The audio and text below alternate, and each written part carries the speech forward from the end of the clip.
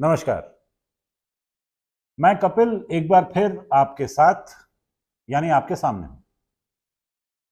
देश में बहुत कुछ हो रहा है और इसलिए ऐसे मौके पर मेरा चुप बैठे रहना शोभा नहीं देता। चौमासा यानी बारिश के मौसम में हमें इस बात पर गौर करना चाहिए कि यह देश कहां जा रहा है। लेकिन मेरे दोस्त कहते हैं कि पहले इस बात पर गौर करना चाहिए कि जहां भी यह देश जा रहा है वहां किस रास्ते से जा रहा है, क्योंकि अक्सर बारिश के मौसम में देश के हर रास्ते गड्ढों में बदल जाते हैं। ऐसे में देश कहां जा रहा है इससे ज्यादा बेहतर यह सोचना होता है कि देश गड्ढों वाले रास्ते से ना जाए। लेकिन अगर सारे देश की सड़कें गड्ढों से भरी हों तो अक्सर देश के सामने कहीं जाने के लिए गड्ढों से होकर जाने के अलावा कोई विकल्प नहीं होता। वैसे भी कहा जाता है कि विकास के रास्ते में मुसीबतें रूपी गड्ढे या गड्ढों रूपी मुसीबतें आती ही रहती हैं। हमें इन गड्ढों या मुसीबतों से घबराना नहीं चाहिए और महामानव के आदेश पर देश को विकास के गड्ढों भरी सड़क पर चलाते रहना चाहिए। देश में सड़कें बनाने की जिम्मेदारी शायद गडकरी जी की है।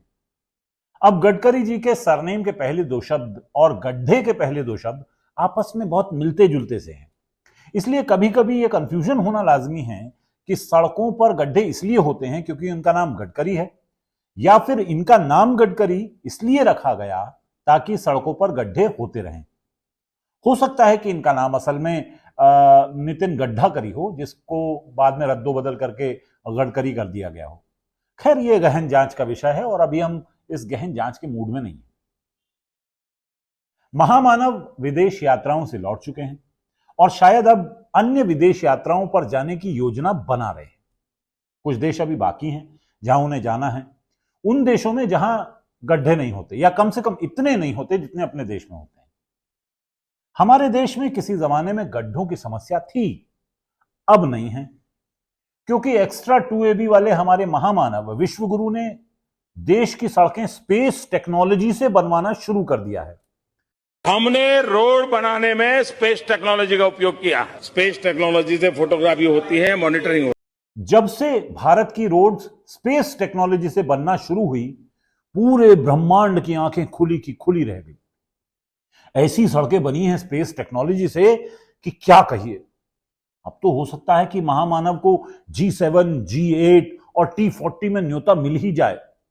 इसलिए मिल जाए कि वहां के यानी वेस्ट के लोग ये जानना चाहते हैं कि आखिर ये कौन सी स्पेस की कौन सी टेक्नोलॉजी है जिसमें अभी भारत की सड़कें बन रही हैं, जिनमें और चाहे कुछ भी हो जाए गड्ढे नहीं हो रहे। हालांकि कुछ ऐसे भी नादान हैं जिन्हें इस टेक्नोलॉजी की नॉलेज नहीं है। अब ये जो ट्रक है, जिसका ट्रक रोड के अंदर घुस गया है, वो मानव को फॉलो नहीं करता, तो उसे पता ही नहीं था कि ये जो रोड है ये स्पेस टेक्नोलॉजी से बनी है। बस उसने जानबूझकर अपने ट्रक को सड़क में घुसा दिया, गड्ढा बना दिया। पूरी दुनिया में आपको बसें, कारें, ट्रक सड़कों पर चलते दिखाई देते हैं। हमारे यहां यही स्पेस टेक्नोलॉजी वाली सड़क पर दिखते हैं। चलते इसलिए नहीं है कि स्पेस टेक्नोलॉजी में चलने की जरूरत नहीं बचती। चलना किस लिए? भविष्य की दिशा स्पेस की दिशा है। सारी दुनिया स्पेस की रेस में लगी है। महामानव ने हमारे देश को अभी से स्पेस टेक्नोलॉजी का बना दिया है। और अभी तो सिर्फ सड़कें स्पेस टेक्नोलॉजी से बनी हैं, अभी तो सारे देश का पूरा इंफ्रास्ट्रक्चर स्पेस टेक्नोलॉजी से चलेगा। हमारे ब्रह्मांड गुरु जब विश्व गुरु बनने की रोड पर थे, तब वो एक छोटे से लेकिन बहुत महत्वपूर्ण राज्य के मुख्यमंत्री थे और स्वघोषित देशगुरु भी थे। ये वही दौर था जब उन्होंने नाले की गैस से चाय बनते हुए देखी थी। किसी छोटे से नगर में नाले के पास कोई चाय का ठेला लेकर के खड़ा रहता था और चाय बना करके बेचता था। अब कोई चाय बनाने की बात आती है तो मेरा ध्यान जरा जल्दी जाता है।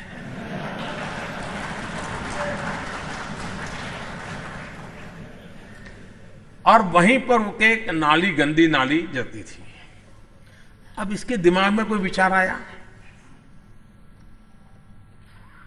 उसने उस नाली में, स्वाभाविक ये गंदी नाली होती, वहां गैस भी निकलता है तो कभी दुर्गंध आती थी। उसने एक छोटी सी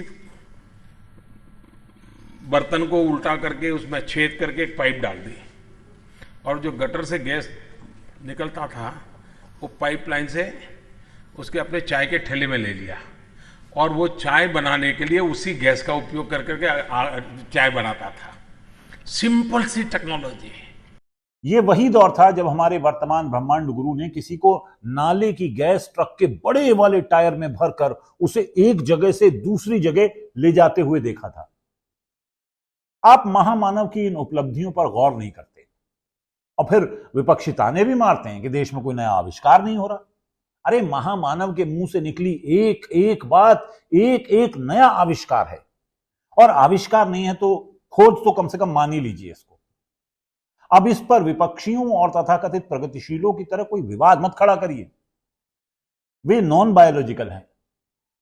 मां के जाने के बाद इन सारे अनुभवों को मैं जोड़ करके देखता हूं तो मैं कन्विंस हो चुका हूं बायोलॉजिकल शरीर से नहीं मिली है। गजब के इंजीनियर हैं।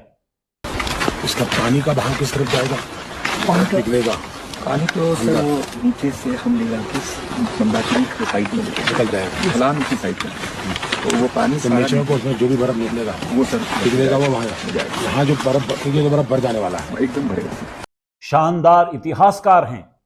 ऐसा कहते हैं कि यहीं पर संत कबीर, गुरु नानक देव और बाबा गोरखनाथ जी ने एक साथ बैठ करके आध्यात्मिक चर्चा की थी।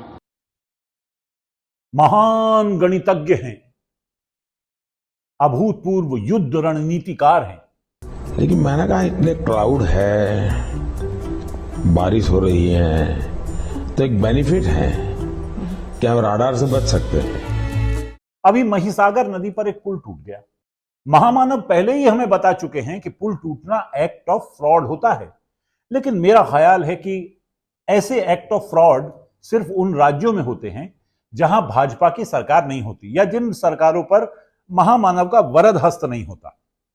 बाकी राज्यों में ये दुर्घटनाएं होती हैं जिन पर अक्सर सरकारों का कंट्रोल नहीं होता, और इस पुल वाली घटना से महामानव को जोड़ना तो कतई नाइंसाफी है। तक सड़कें रहेंगी तब तक गड्ढे होते रहेंगे, तक सड़कें रहेंगी तब तक गड्ढे होते रहेंगे। कितनी सही बात कही है। दुर्घटनाओं को भला कौन रोक सकता है? रोड होंगी तो गड्ढे होंगे ही होंगे। और अभी तो रुको, डेट बताओ, हम उठा लेंगे। डिलीवरी का ईटीडी होता है, एक्सपेक्टेड डेट होती है, उसके हम एक हफ्ते पहले उठवा लेंगे। उनकी इच्छा है तो यहाँ आकर के आ जाए, भर्ती हो जाए। बस आप ये बताइए कि कहां हैं, आपको क्या कमी है? ये महामानव के मंत्री आपको उठवा लेंगे। उठवा के क्या करेंगे आपको पता नहीं, हमें भी पता नहीं। इसलिए देश के एक अच्छे नागरिक बनिए। अभी तो सुप्रीम कोर्ट ने भी कह दिया है कि भैया ये फ्रीडम ऑफ स्पीच के चक्कर में मत रहिए, आपको अपनी जिम्मेदारी पता होनी चाहिए नागरिक होने की, वरना सरकार बताएगी, पुलिस उठाएगी और अदालत ऐसी की तैसी कर देगी। तो फ्रीडम ऑफ स्पीच या लोकतंत्र जैसी फालतू बातों पर ध्यान मत दीजिए। अपनी खैरियत चाहते हैं तो किसी तरह जी लेने पर ध्यान दीजिए और सरकार, अदालत आदि का सम्मान कीजिए, उनकी पूजा कीजिए। सवाल पूछने की गलती से भी गलती मत कीजिएगा, क्योंकि सरकार को सब पता रहता है। याद रखिए भाइयों बहनों, महामानव की महा टीम के महामंत्रियों को हमेशा पता रहता है कि साल के कौन से महीनों में कौन से हादसे होते हैं जिन्हें होने से कोई रोक नहीं सकता। 2014 से कुछ निकलवाए और अगस्त के महीने में, ऐसे पूरे साल का है, वो आप अलग से भी चाहेंगे तो दे दूंगा। अगस्त के महीने में जो पीडियाट्रिक होते हैं, मतलब बच्चों के सेक्शन के अंदर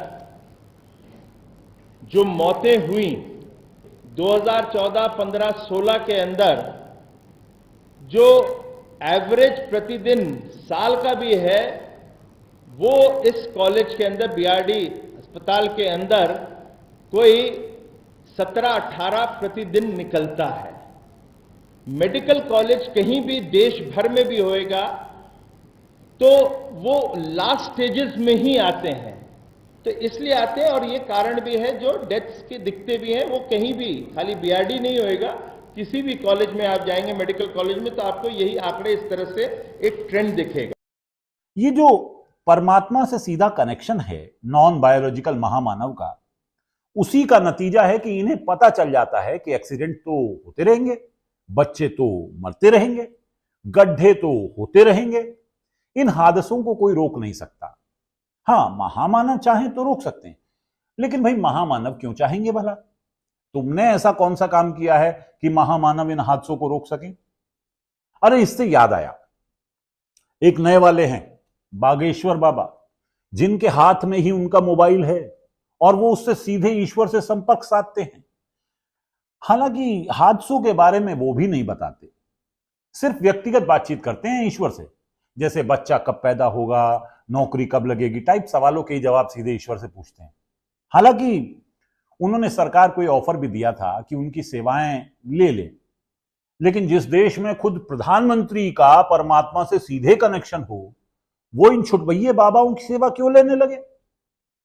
भाई हम कुछ ना बोलेंगे, हमारे यहां रोड यानी रास्ते बिल्कुल ठीक है। बरसात होती है तो गड्ढे हो जाते हैं, गड्ढे हो जाते हैं तो पानी भर जाता है, पानी भर जाता है तो थोड़ी बहुत परेशानी होती है, लेकिन हम कभी शिकायत नहीं करते। बताइए, हमारे महामानव के सिर पर दुनिया भर का भार है, चिंताएं हैं, उनके मुख्यमंत्रियों के सिर पर तमाम तरह की जिम्मेदारियां हैं, और वो तुम्हारी इन छोटी मोटी समस्याओं पर ध्यान देंगे? लानत है जी तुम पर। थोड़ा सा टैक्स क्या देते हो, तुम समझते हो कि सरकार तुम्हारे ऊपर ध्यान देगी?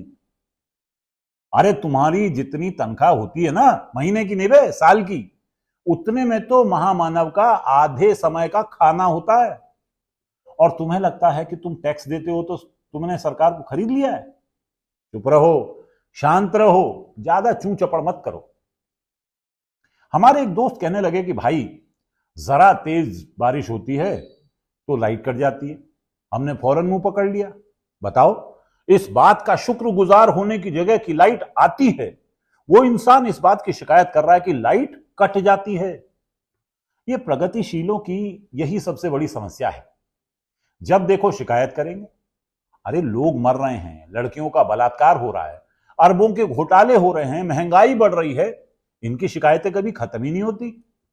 और हम हैं कि लगातार कह रहे हैं कि पॉजिटिव पे ध्यान दो, डंका बज रहा है, महामानव को लगातार हर देश में बुला बुलाकर अवार्ड दिया जा रहा है।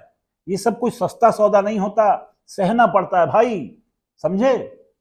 बाकी कम को ज्यादा समझें और वीडियो को चेतावनी। अच्छा, गालिब इस बारे में सचमुच ओरिजिनल कह गए हैं भाई, हमको मालूम है जन्नत की हकीकत, लेकिन दिल के खुश रखने को गालिब ये ख्याल अच्छा है। ये असली वाले गालिब का था। हमारे वाले गालिब ने इसे यूं कहा है कि रोड तो जन्नत में भी ऐसी नहीं होती गालिब, रोड तो जन्नत में भी ऐसी नहीं होती गालिब, अब्र बरसे और उसमें गड्ढे भी न हो। तो भाई जब जन्नत की सड़कों पर भी बरसात में गड्ढे हो जाते हैं, तो तुम यहां सड़कों पर गड्ढों की शिकायत क्यों करते हो? खैर, महामानव के गुणगान करो, शिकायतें मत करो, और अच्छे नागरिकों की तरह इस वीडियो को भी लाइक करो और शेयर करो। ठीक है जनाब, फिर मिलेंगे। नमस्कार।